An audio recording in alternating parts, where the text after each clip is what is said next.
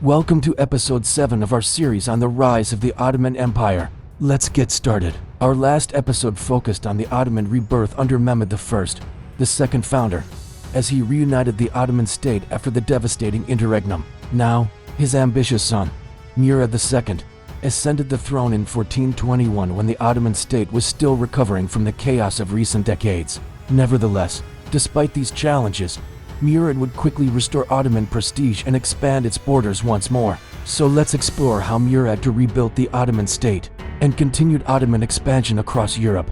As we open this episode, remember to click that like button if you enjoy stories like this.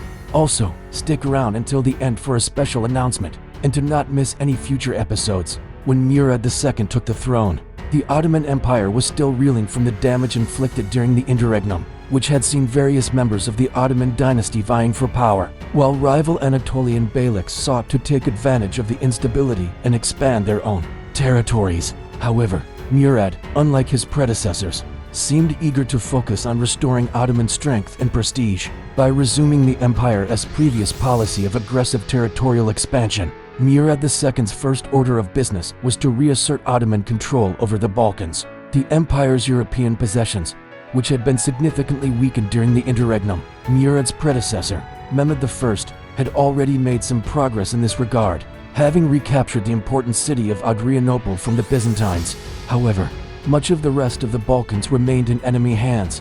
Thus, within months of ascending the throne, Murad II launched a new campaign into the region. Murad II's renewed campaigns in the Balkans were characterized by a systematic approach. He moved his armies through the region, besieging and subduing key cities, one by one, thereby steadily expanding Ottoman control. One of his most notable victories during this phase was the capture of Thessaloniki in 1423. The city had previously fallen to the Ottomans under Orhan, but it was retaken by the Hungarians following the Ottoman Civil War. Murad II's forces laid siege to the city and, after a prolonged battle, managed to capture it, bringing it back into the fold of the Ottoman Empire. Following this victory, Murad II consolidated his gains and worked to secure his westernmost border along the river Sava. By 1428, he had effectively pushed the Christian forces back across the river, marking a significant step in the restoration of Ottoman control over the Balkans. However, Murad's victories did not come without cost. In addition to the significant loss of life inherent in any military campaign, the Ottoman army also suffered setbacks due to disease and harsh weather conditions. For example, during one campaign in Serbia, a combination of cold weather and illness led to a reduction in the number of tents in the Ottoman camp, reflecting the hardships faced by the soldiers. Despite these challenges, by the end of his reign, Murad II had successfully expanded the empire's territory and restored its position in the Balkans. This success, however, did not come without its adversaries. Among the most formidable opponents that Murad II faced were the Hungarians. Under the leadership of the skilled general John Hunyadi, the Hungarians resisted Ottoman expansion and even launched counterattacks.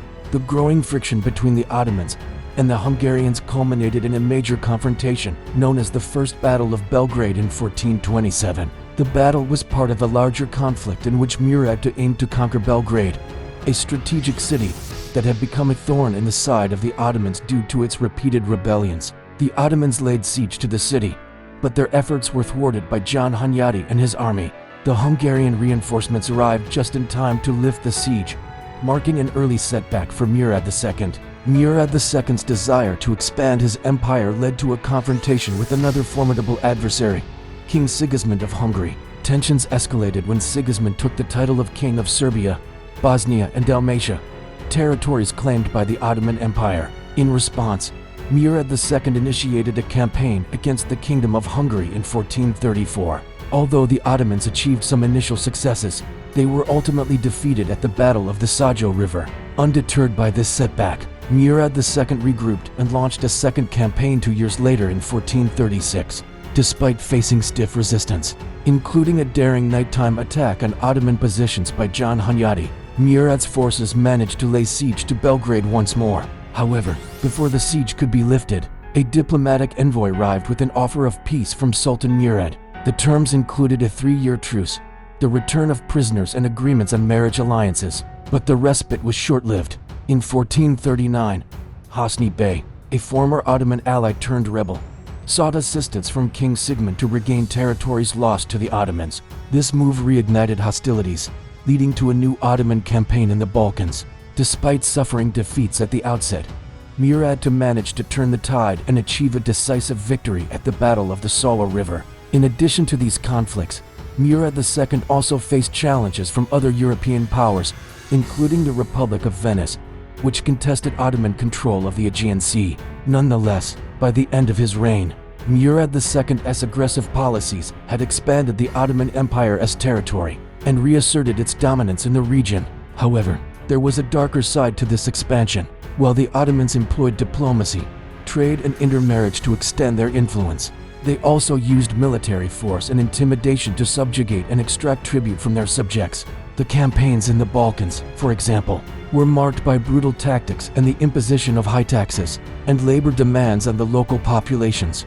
Amidst these campaigns, a controversial incident occurred in 1444 when Murad II abdicated the throne in favor of his young son, Mehmed.